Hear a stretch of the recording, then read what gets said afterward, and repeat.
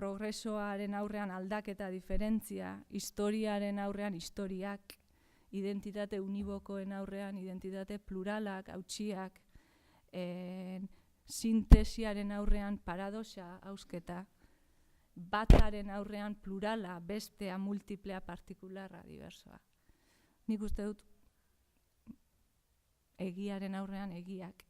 Guzti hau euskal gizartera, euskeratik eta euskaraz ekartzearen ez dakit zer esan, lorpena, Txillardegi eta bere belaunaldiarena izan dela neurri handi batean, eta hor beraien hizkuntzaren filosofiak sekulako garrantzia eduki duela.